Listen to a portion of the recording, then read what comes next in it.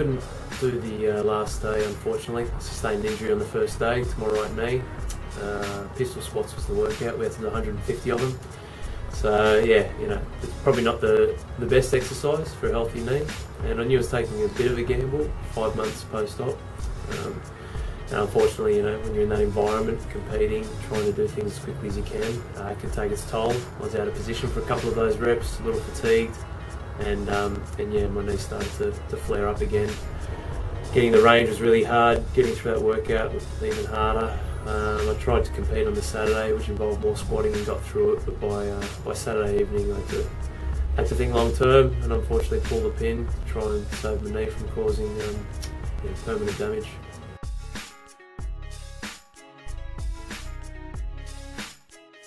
Yeah, it was devastating. I don't like giving up. It's just not in my nature. I never quit.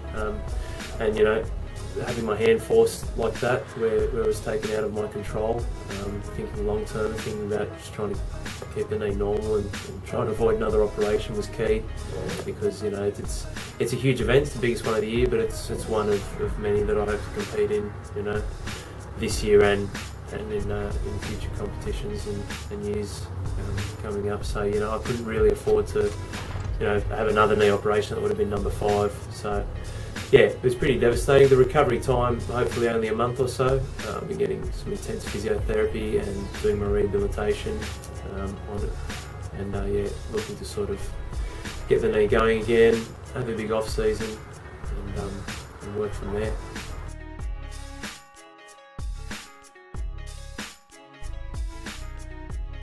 Yeah, look, the workouts this year were interesting.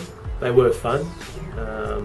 This was obviously tough, but they were enjoyable. The different tests of skill were something that put a lot of guys on the spot if they hadn't trained for them.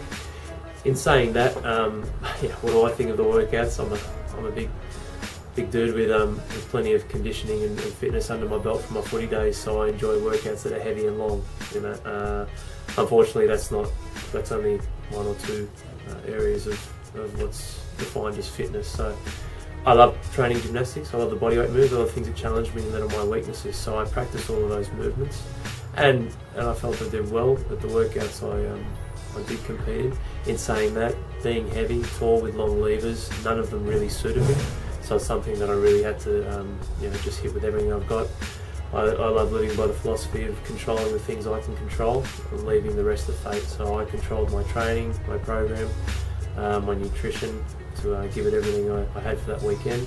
And yeah, hopefully next year we can see something a little heavier. That'd be cool for me, and a little bit more. I didn't feel that my conditioning was tested that much. There weren't really many workouts there, if any at all, that sort of had your heart racing, as opposed to muscular endurance and technical skills like handstand walks, rope climbs without your legs, strict handstand push-ups. In saying that, the Open is about conditioning for the most part, which is what helped get me there. I finished 21st in the Open, which was good.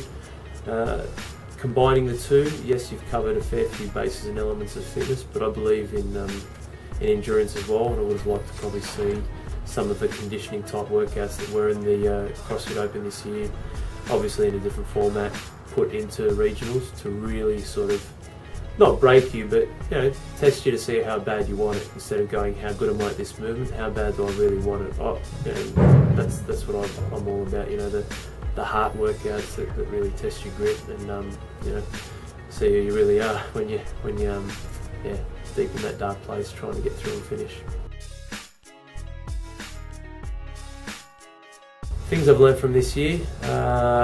One, I've got to be lighter. I thought I was in pretty good shape, and it's the best shape I've been in, but looking at the workouts and I guess the general style that the CrossFit seems to be evolving into, it favours the smaller guys or lighter guys who are shorter as well. So the best way I can combat that is to be lighter without losing too much strength, but obviously the bodyweight moves, the gymnastics will help me a lot more if I'm a bit lighter. I'm sitting at usually around 104, 105. Getting down to around 98 kilos is something that I think is definitely achievable. I'm not super lean. I think I've got room to move with that. Getting lighter will help with that. So I've learned from regionals that yeah, I'm on the right path, and I don't want to be too drastic, but I can definitely afford to be lighter. Training I'm happy with. I just need to keep consistent variety. That's the key, you know. Do all these weird movements that you may not think are in workouts, because the ones you don't practice will come up. I remember one workout had bench press in it, competition down in Melbourne, one of the biggest ones in Australia, and I still do bench press. I love it. Done it for years, and you know, I won that workout. A lot of guys couldn't even finish. So simple movement people think won't be in a workout, and it turned up. Yeah, ways I can improve is obviously looking at refining my nutrition a little bit more, so I can be a little bit lighter. And I think competing is important. I'm going to obviously make sure the knee recovers well, and I do everything I can to get that leg really strong. And mobility and moving properly is the key. You know, that's what efficiency is. You know, moving properly, good technique, you know, good speed. So I'm definitely going to look at hitting a few more competitions this year. I really enjoy that. That's what keeps me hungry. Always looking to better myself. And yeah, like I said before, it's a learning process, and I just enjoy the ride each and every comp. Next goal is quite extended. It's to build a really good off season, get my leg to where it can be. 5 months post-op, I think another sort of 5 or 6 months will really put it in a good position where I was before, and my legs are working well together and I'm strong again.